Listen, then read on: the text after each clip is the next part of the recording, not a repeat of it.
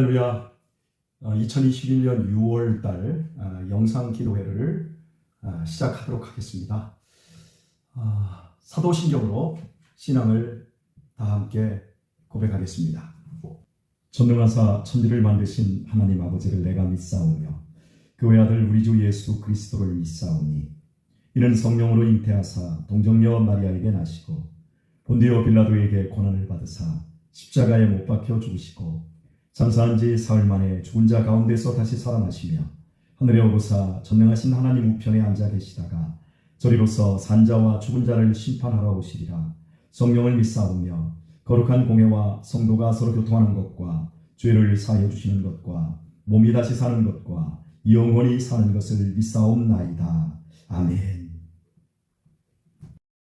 찬송가 48장 부르시겠습니다.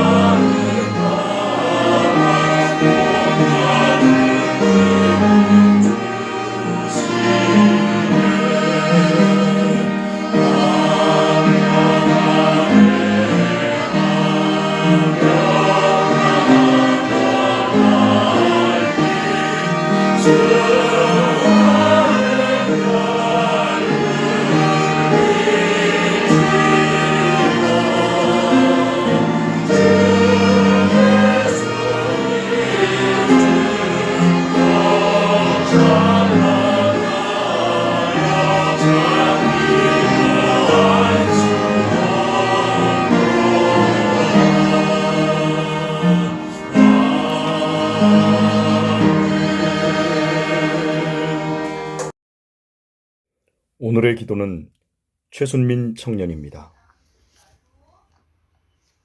기도드리겠습니다.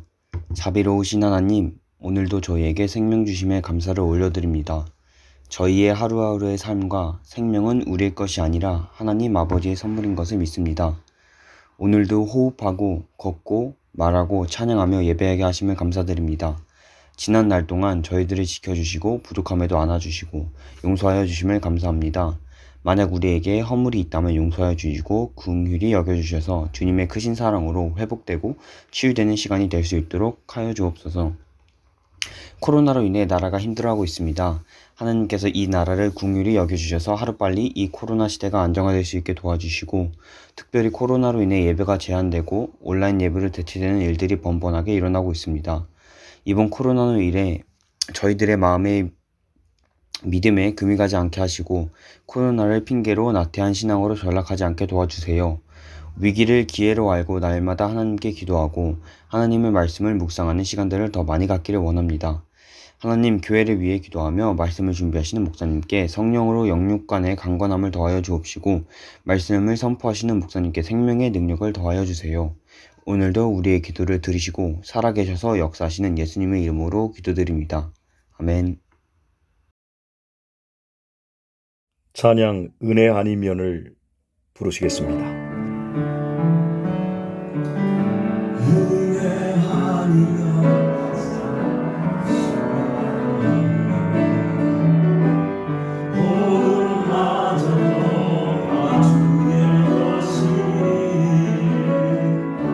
세상 평안과 위로 내게 없어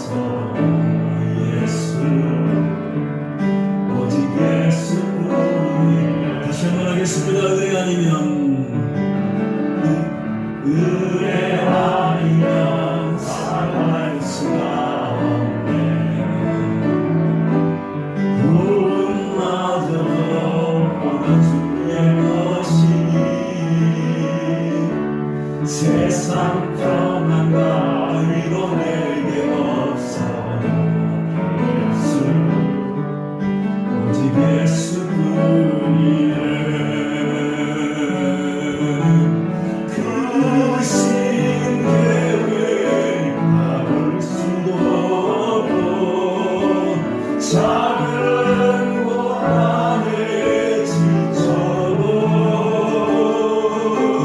주께 묻기 나의 모든 삶 버티고 용기에 하시네.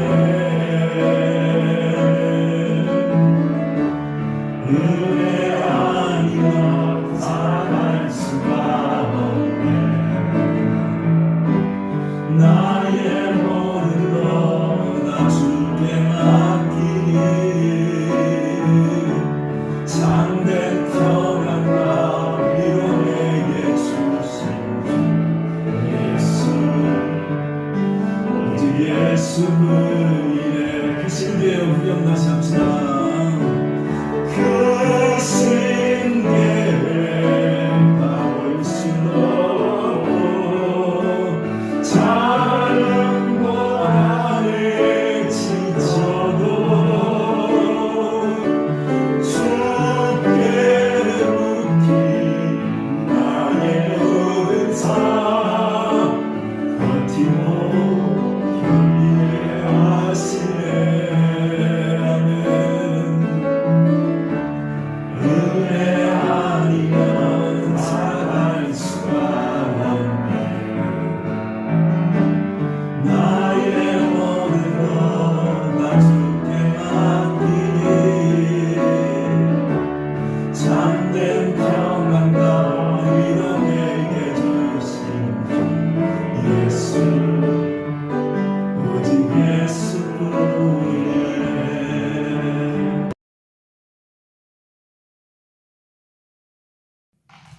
오늘의 말씀은 요한복음 1장 43절부터 51절의 말씀입니다. 이튿날 예수께서 갈릴리로 나가려 하시다가 빌립을 만나 이르시되 나를 쫓으라 하시니 빌립은 안드레와 베드로와 한 동네 벳세다 사람이라. 빌립이 나다나엘을 찾아 이르되 모세가 율법에 기록하였고 여러 선지자가 기록한 그 일을 우리가 만났으니 요셉의 아들 나사렛 예수니라. 나다나엘이 가로되 나사렛에서 무슨 선한 것이 날 수 있느냐. 빌립이 가로되 와보라 하니라. 예수께서 나다나엘이 자기에게 오는 것을 보시고 그를 가리켜 가라사대 보라, 이는 참 이스라엘 사람이라. 그 속에 간사한 것이 없도다. 나다나엘이 가로되 어떻게 나를 아시나이까. 예수께서 대답하여 가라사대 빌립이 너를 부르기 전에 네가 무화과 나무 아래 있을 때에 보았노라. 나다나엘이 대답하되 랍비여, 당신은 하나님의 아들이시요 당신은 이스라엘의 임금이로소이다. 예수께서 대답하여 가라사대 내가 너를 무화과 나무 아래서 보았다 함으로 믿느냐.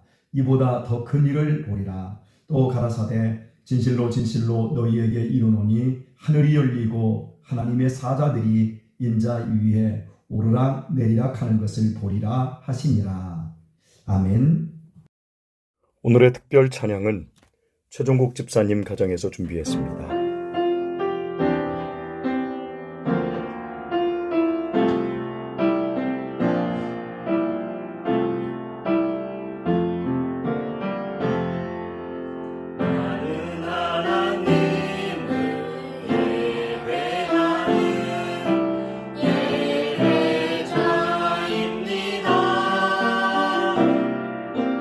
내가 서 있는 곳 어디서나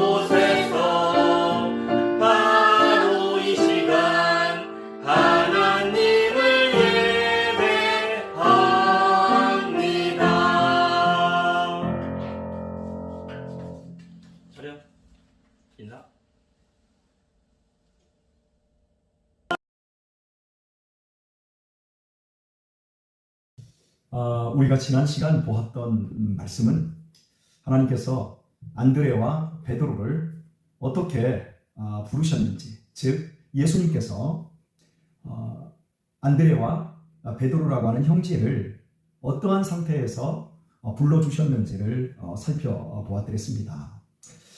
사람은 마음에 품은 소원을 따라 자기의 인생이 펼쳐진다라고 여러분에게 말씀을 드렸습니다. 베드로와 안드레는 메시아에 대한 소망으로 가득 찼던 사람들이었습니다. 메시아를 구하고 메시아를 바라고 메시아를 찾고 있는 것을 예수님께서 정확하게 보셨고 쫓아라 오라.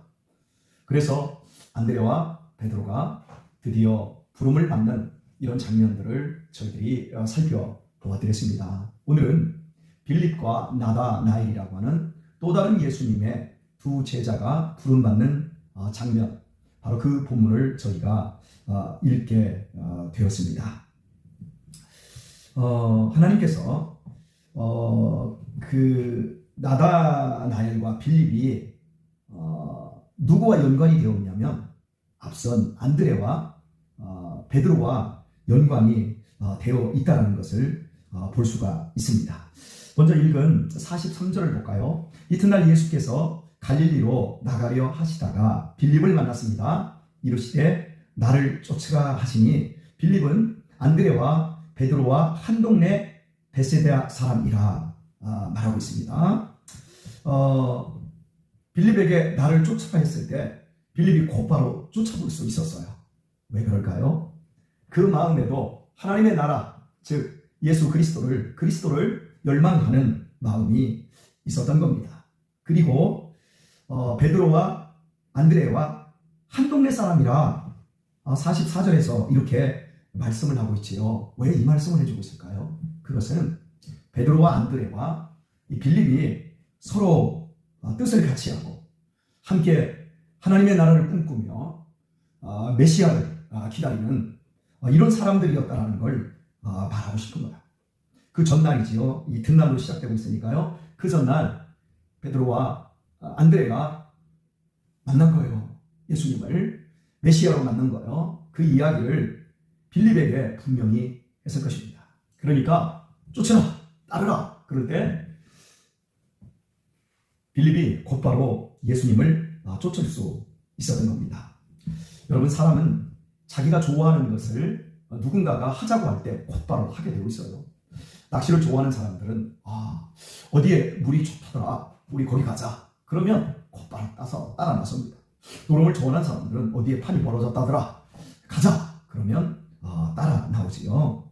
사람은 자기의 마음에 있는 소원, 자기가 정말 바라고 좋아하는 것, 그것을 누군가가 하자 그러면 가게 되어 있어요. 내가 돈을 좋아한다, 1억 천금을 좋아한다, 쉽게 돈 벌어서 펑펑 쓰고 싶다, 이런 마음을 가진 사람들은 사기꾼이 가자, 여기 돈 벌을 수 있는 기회가 있다, 그러면 이제 쫓아가게 되는 거죠. 그러다가 패가 망신하게 되는 겁니다. 저는 어린 시절에 경기를 타고 그 은혜를 받으러 갔던 적이 있었어요. 우리 어린 시절에 다들 지금 한 50대 이상 되시는 60대 이런 어르신들은 시골에서 자라나신 분들은 옆교회, 옆교회라고 해야 되나, 한 10리 정도 떨어져 있었죠. 그런 그 옆교회에서 부흥성회를 한다. 그러면 은혜 받으러 이제 막 가고, 또 그 교회에서도 저희 교회로 오고, 심지어 30리가 되는 이런 곳까지 갔었어요. 저는 어린 시절에 저희 고향에서 그 기산이라고 하는 곳까지 은혜 받으러 갔던 적이 있었던 것 같은데요. 그때 그 장로님이, 농사짓는 장로님이 경운기를 이렇게 타셨었는데, 경운기 가지고 농사를 지셨었는데, 경운기 뒤에다가 볏짚을 쫙 깔고, 그때가 이제 그 12월이었습니다. 그 경운기에 한 10명도 넘게 어른들하고 타가지고 은혜 받으러 가자. 그러니까 막 다 나오는 거예요. 이렇게 마음속에 있는 것을 사람들이 하자, 누군가가 하자 그러면 오는 거예요. 빌립이, 안드레와 베드로가 내가 메시아가 왔다, 우리가 메시아가 왔다 얘기를 했던 거예요. 그리고 이 빌립이 지켜보고 있다가 예수님을 만나자마자 예수님이 나 쫓아라 그러니까 올 수 있었던 것, 이런 것을 지금 요한이 이야기를 하고 싶어서 기록을 한 거라고 할 수 있을 것 같습니다. 하나님이 어떤 사람의 가슴 속에 이런 갈증을 넣어두십니다.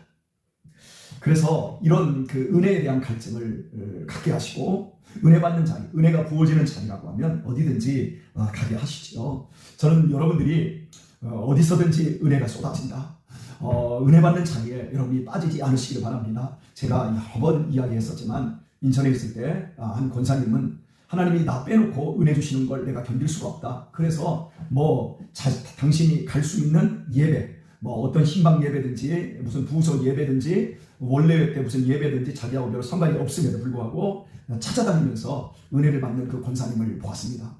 하나님께서 이런 권사님을 통해서 얼마나 큰 은혜를 부어주시고 또 하늘나라에 상급을 주실까 저는 생각하게 되어집니다. 여러분 마음속에 은혜를 사모하는 마음이 없다고 한다면 구하실 수 있기를 바랍니다. 나에게도 이런 은혜 받을 수 있는 마음, 은혜를 구하는 마음을 하나님 내게도 부어주셔서 넘치는 믿음, 넘치는 풍성한 믿음 생활을 잘 할 수 있도록 하나님 축복해 주옵소서. 이렇게 여러분이 기도하실 수 있어야 될 것입니다. 자, 45절을 보면 이제 이 빌립이 메시아를 만났죠. 예수님을 만나고 나서 자기의 친구 나다나엘을 찾아가 말을 합니다.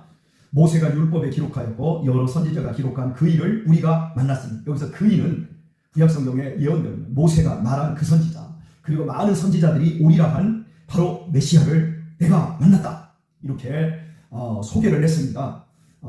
그러면서 그는 요셉의 아들 나사렛 예수니라 말을 했을 때 나다나엘이 대묻습니다. 나사렛에서 무슨 선한 것이 날 수 있느냐.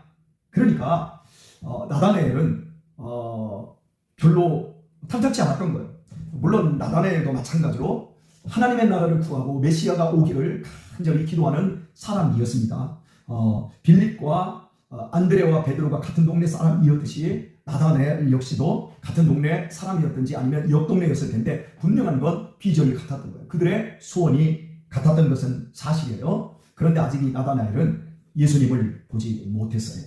그러자 나사렛에서 무슨 선한 것이 날 수 있느냐. 여러분, 나사렛이라는 이름의 뜻에는요, 핏동네라는 뜻이 있습니다. 나사렛은 이스라엘 사회에서 가장 가난하고 가장 소망 없는 사람들이 사는 곳이었습니다. 그런 동네에 무슨 메시아가 오겠느냐?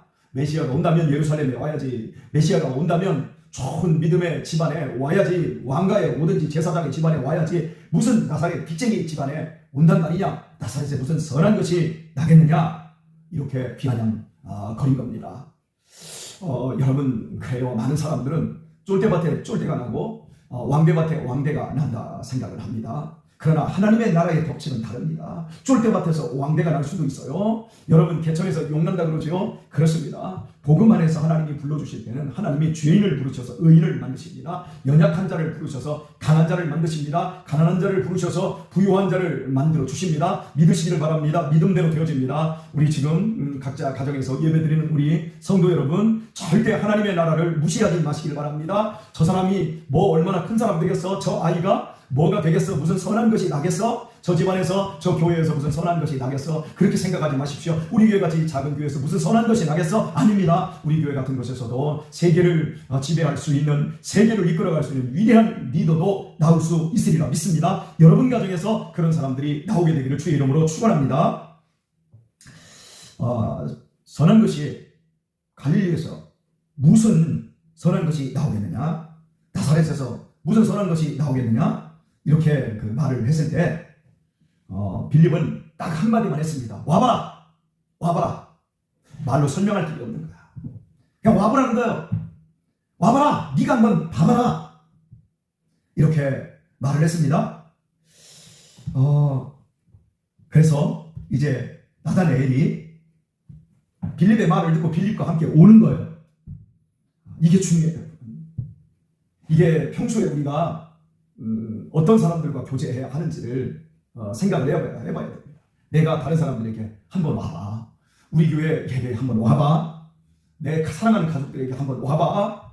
그럴 때 여러분, 올 수 있는 사람들이 우리 주변에 있어야 돼요. 아니, 올 수 있도록 우리는 만들어내야 돼요. 기도하셔야 돼요. 그들에게 선함과 아름다움으로 참된 생명으로 여러분 대해주셔야 합니다. 이렇게 와봐라 했을 때, 빌립이 와봐라 했을 때 같은 꿈을 꾸고 있었기 때문에 나다나엘이 예수님께 옵니다. 그러자 47절을 볼까요?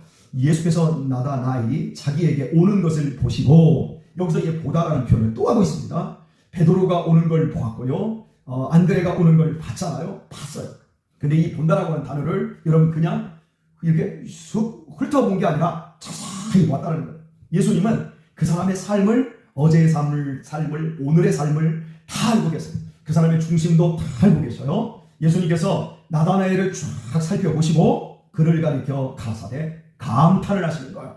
보라, 이게 감탄사입니다. 보라, 이는 참 이스라엘 사람이라 그 속에 간사한 것이 어떠다. 이렇게 감동을 하고 있습니다. 여기서 이 참 이스라엘 사람이라 이 표현은요, 관용구예요.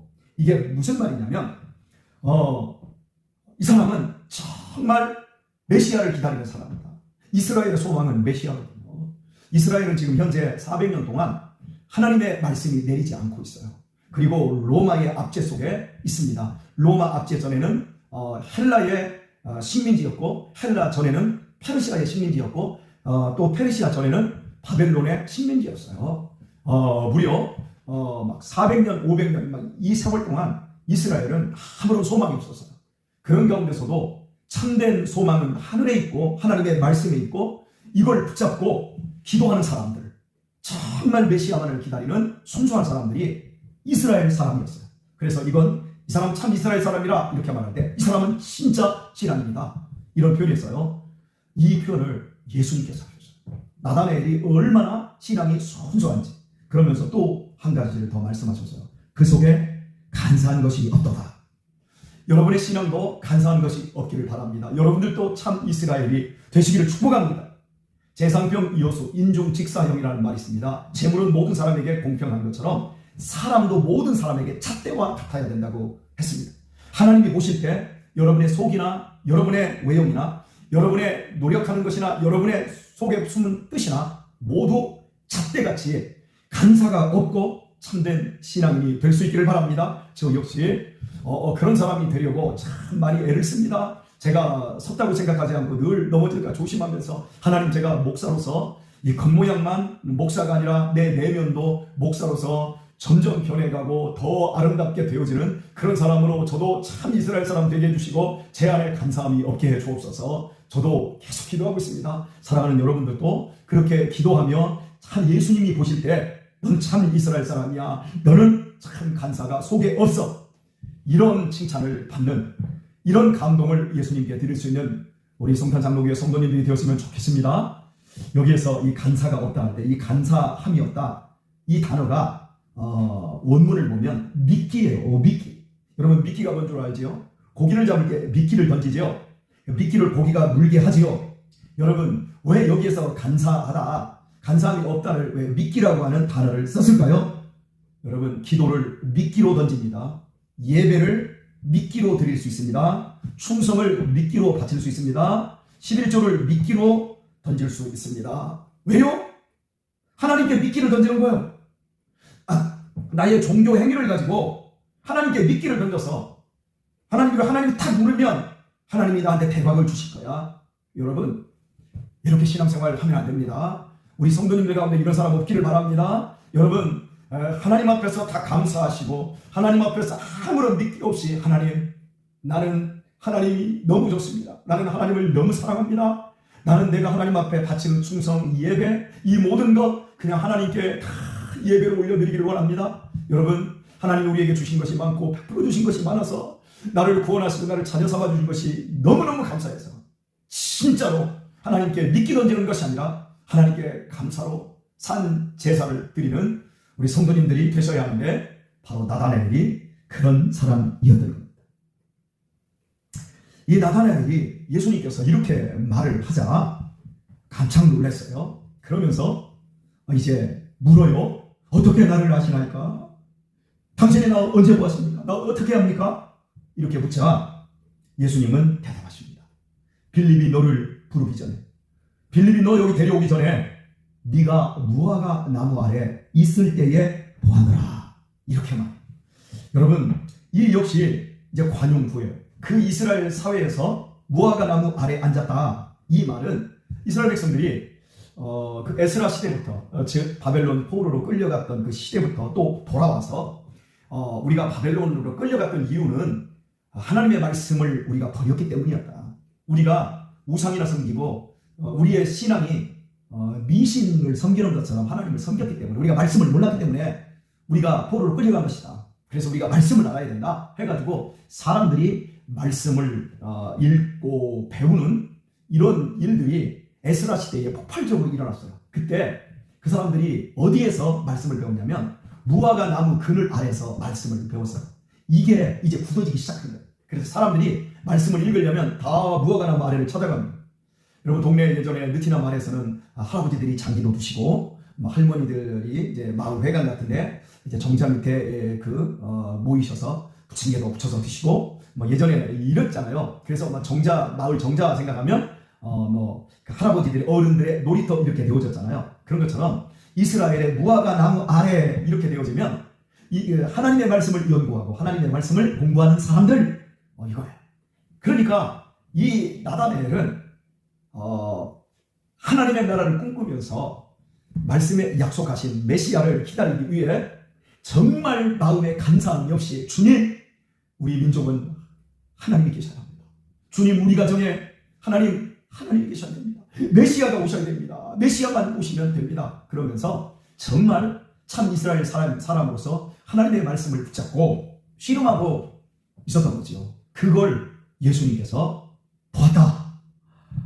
이렇게 말씀을 하십니다.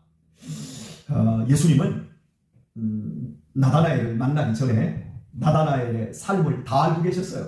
그리고 나다나엘의 마음의 소원까지 다 들여다보고 계셨던 거예요. 그러자 나다나엘이 이렇게 말씀하자 49절에서 랍비여, 당신은 하나님의 아들이시여 당신은 이스라엘의 임금이로소이다. 내가 무화과 나무 아래서 그렇게 열심히 보고 깨달았던 그 말씀에 기다리던 메시아가 바로 당신이십니다. 당신이 내가 기다리던 바로 그 하나님이십니다. 당신이 바로 나의 왕이요 이스라엘의 왕이십니다. 이렇게 고백을 하게 된 겁니다. 참 마음이 뜨거워집니다. 이 내용의 말씀을 보게 되어지면. 그런데 50절에서 예수님께서 말씀을 해요. 내가 너를 무화과 나무 아래서 보았다 함으로 믿느냐? 이보다 더 큰 일을 보리라. 내가 너를 만나기도 전에 내가 너를 안다라고 하는 것 때문에, 내가 네 소원까지 안다라고 하는 것 때문에, 네가 어떤 사람이라는 걸 안다는 것 때문에 네가 나를 믿느냐? 이보다 더 큰 일을 네가 보게 될 것이다. 이렇게 말씀을 하십니다. 그러면서 51절을 보면 진실로 진실로 너희에게 이르노니 이렇게 말합니다. 이게 요한 복음에만 나오는 표현이에요. 진실로 진실로. 아멘 아멘 레고. 이게 아멘 아멘. 여러분 아멘은 잘 아시죠? 예, 아멘 이 다잖아요. 바로 그 아멘이에요. 그리고 레고는 아멘 아멘 내가 말한다. 내가 말하는 것 진리다 진짜다. 지금 이런 표현이신데요. 하늘이 열리고 하나님의 사자들이 인자히 오르락 내리락하는 것을 보리라. 네가 나를 지금 너 하나 안다고 네가 나를 믿겠다 그러지만 네가 엄청난 일, 큰 일을 보게 되는데 그 큰 일은 하늘 문이 열리는 거야. 그리고 천사들이 오르락 내리락 하는 걸 보는 거야. 하늘 문이 열렸다라고 하는 건 당시에 말라기서에서부터 마태복음이 시작될 때까지 이 중간기라고 있습니다. 이걸 다른 말로 침묵기라고 합니다. 하나님이 말씀을 안 주셔요. 하늘문을 닫아버리시고 말씀을 안 주셔요. 그런데 하늘문이 어떻게 열리는가? 보라, 하늘문이 열릴 것이다. 네가 그걸 볼 것이다. 그런데 그 하늘문이 어떻게, 천국의 문이 어떻게 열려요? 닫혀있던 하늘의 문, 말씀이 내려오지 않았던 그 하늘의 문이 뭘로 열려요? 내가 하늘의 문을 여는 메시아로서 그 사역을 하게 될 것이다. 다른 표현입니다. 내가 이 땅의 모든 죄를 짊어지고 십자가에서 죽고 하나님께서는 하늘 문을 여시고 너희들에게 복을 쏟아부으시고 너희들을 하늘 가족으로 부르는 그 일을 할 수 있도록 하늘 문이 열리는 걸 네가 보게 될 것이다. 그리고 천사가 오르락 내려가면서 믿음의 사람들, 너희들처럼 마음의 소원을 두고 하나님의 나라 영원한 천국을 기다리는 사람들을 데리러 가고 또 데려가기 위해서 오르락 내리락 하는 이 엄청난 장면을 너희들이 보게 될 것이다. 이렇게 말을 하고 있는 겁니다. 사랑하는 교회 여러분, 여러분의 가정에 하늘문이 열리기를 축복합니다. 여러분의 가정에 여러분을 도와주시기 위해서, 여러분의 가정을 복되게 해주시기 위해서 천사들이 왔다 불이 나게 드나들 수 있는 이런 가정들이 다 되기를 바랍니다. 우리 교회가 바로 이런 교회, 하나님께서 막 바쁘게 일하시며 하늘문이 열리고 많은 천사들이 동원되어서 내려가면서 오늘 은혜 베풀 사람이 누군가, 내가 나다나엘처럼, 내가 안드레처럼, 내가 빌립처럼, 내가 베드로처럼 내가 부를 사람이 누구인가 하면서 막 천사들이 바삐 움직일 수 있는 이런 교회 되었으면 좋겠습니다. 우리나라가 이런 나라가 되었으면 좋겠습니다. 하나님의 나라가 이 땅에 임하고 하늘문이 열려져서 이 척박한 대한민국이 오늘처럼 이렇게 잘 살게 되었고, 그렇지만 이제 하나님의 영광이 막 다 떠나가고 있고 교회들은 쇠락하고 있고, 이런 가운데서 이 대한민국의 코로나를 다 물리쳐 주시고 이 대한민국에 다시 한번 부흥을 일으켜 주실 수 있는 하늘문이 활짝 열리는 그런 은혜가 임하기를 간절히 기도하고 또한 소원합니다. 빌립보서 2장 3절을 보면 하나님께서 이런 말씀을 주고 계세요. 너희 안에서 행하시는 일은 하나님이시니 자기의 기쁘신 뜻을 위하여 너희에게 소원을 두고 행하게 하시나니. 하나님께서 우리 안에서 행하신대요. 무엇을 행하느냐면 자기의 기쁘신 뜻을 행하시는데, 우리 안에 그 일을 이루시기 위해서 먼저 소원을 두고 일하신다라고 말씀하고 있습니다. 하나님께서 당신의 일을 우리 안에 소원을 두고 일을 하시게 한다는 거예요. 그러니까 이 말씀은 이런 얘기예요. 지금 우리가 지금 보았던 안드레의 마음속에 있었던 하나님의 나라에 대한 그 소원, 그리고 그의 형인 베드로에게 있었던 하나님의 나라에 대한 그 소원, 그리고 빌립에게 있었던 그 소원, 나다나엘의 참 이스라엘이고 간사함이 없는 무화과 나무 아래에서 있었던 그 소원, 그 소원이 누구에게서 나왔냐면 하나님께서 그 소원을 그들 마음속에 심어주셨다는 거예요. 하나님께로부터 그 소원이 나왔다는 거예요. 놀라운 얘기죠. 그러니까 그 소원을 두고 하나님이 일하시고, 그런 소원을 가진 사람을 예수님께서 불러내시는 거예요. 그 장면을 우리가 보고 있는 겁니다. 우리가 지금 어떤 소원을 갖고 믿음 생활을 하십니까? 여러분의 내면을 살펴보십시오. 돈 많이 버는 소원, 우리 자식들 좋은 대학 가고 좋은 직장 들어가는 소원, 그런 소원은 세상 사람들 다 가진 거야. 그런데 우리 안에 진짜 어떤 소원이 있는지 보세요. 참 하나님의 나라를 꿈꾸십니까? 하나님께서 내 인생을 예수님의 은혜를 부으셔서 가장 복되고 존귀하게 만드시는 그 꿈을 위해서 여러분 간절히 애통하며 구하고 찾고 기도하십니까? 우리 가정에 하나님의 나라가 임하여야 된다라고 하는 그 소원을 가지고 여러분 기도하십니까?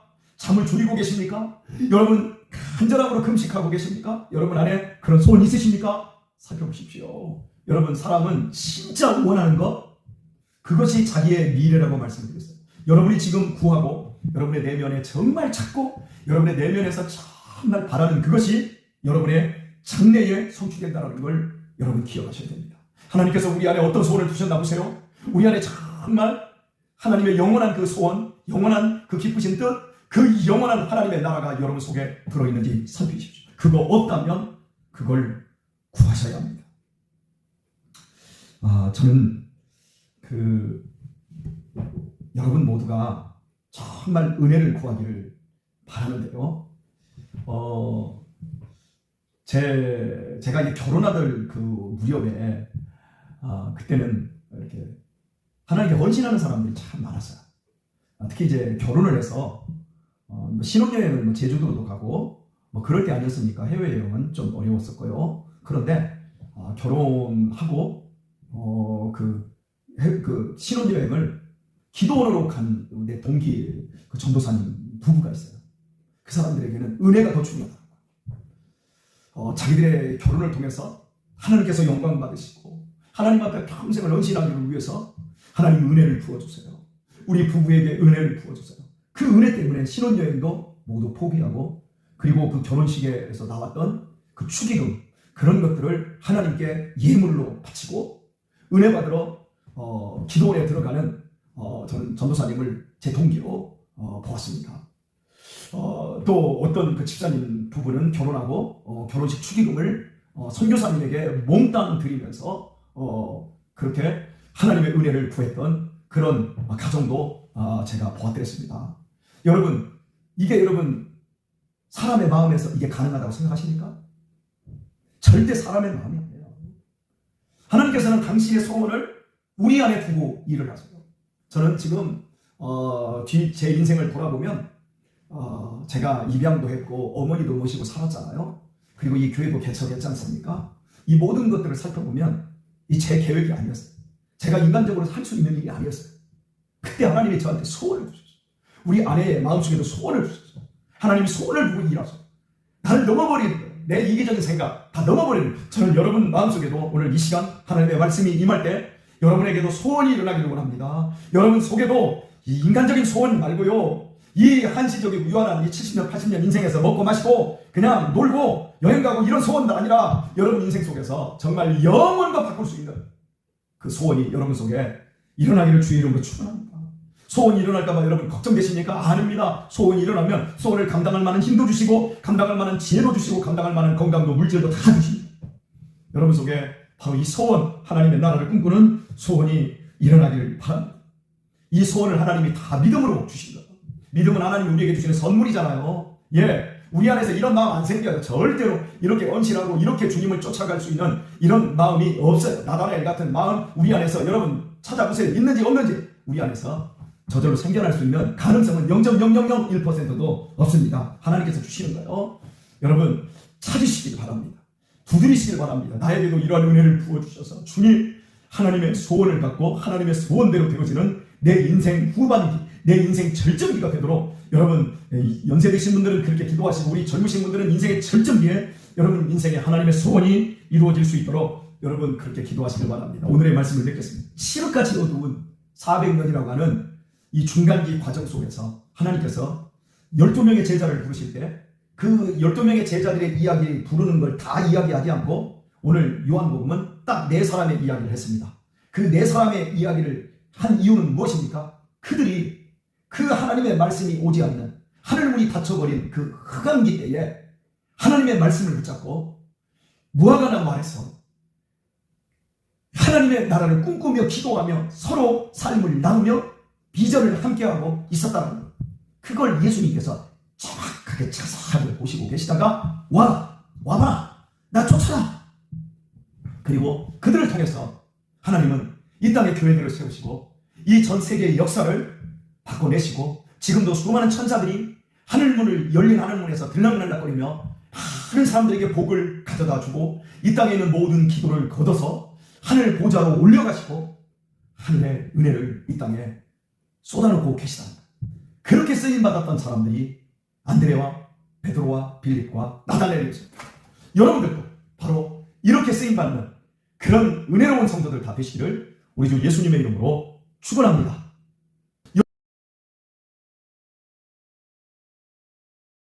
기도의 제목을 나누겠습니다. 딱 하나만 기도하겠습니다. 하나님, 은혜를 부어주십시오. 은혜 부으셔서 나로 하여금 하나님의 소원을 내 가슴에 품고 이제부터 하나님의 선한 뜻대로 내 인생을 온전히 사용해 주옵소서.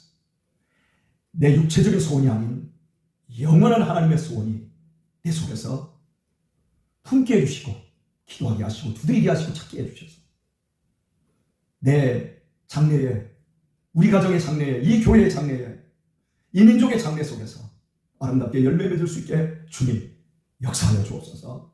여러분 이렇게 다 함께 가정에서 기도하시기를 바랍니다. 그리고 기도하시고 각자 주기도문으로 예배를 피하시면 되겠습니다. 감사합니다. 여러분의 가정에 이 밤에도 예수 그리스도의 소원이 가득하기를 예수님의 이름으로 축복합니다.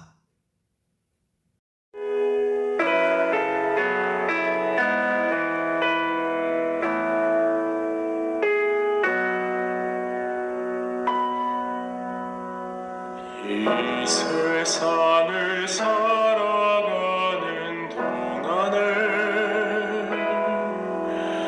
나의 힘을 의지할 수 없을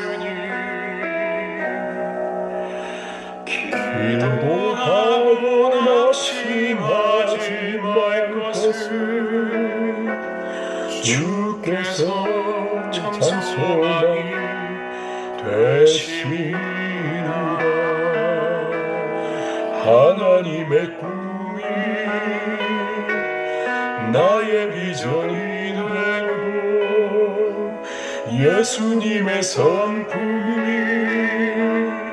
나의 인격이 되고 성령님의 권능이 나의 능력이 되길 원하고 바라고 기도합니다.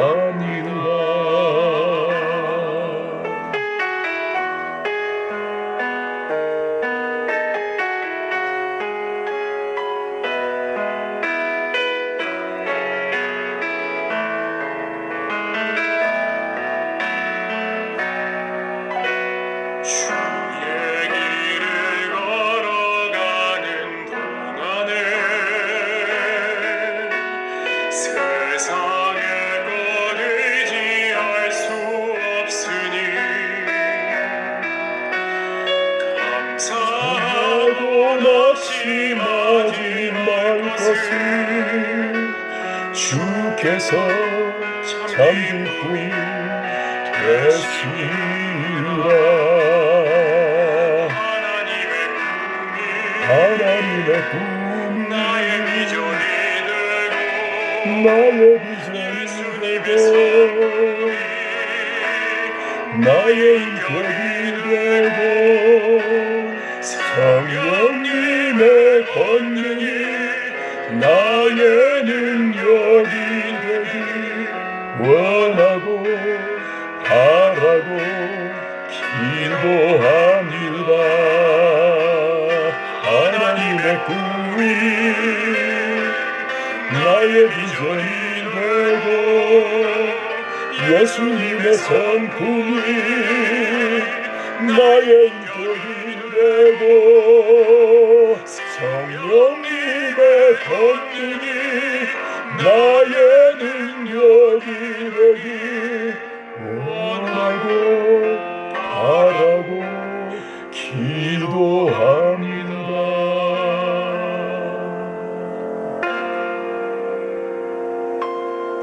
하나님의 꿈이 나의 비전이 되고 예수님의 성품이 나의 인격이 되고 성령님의 권능이 나의 능력이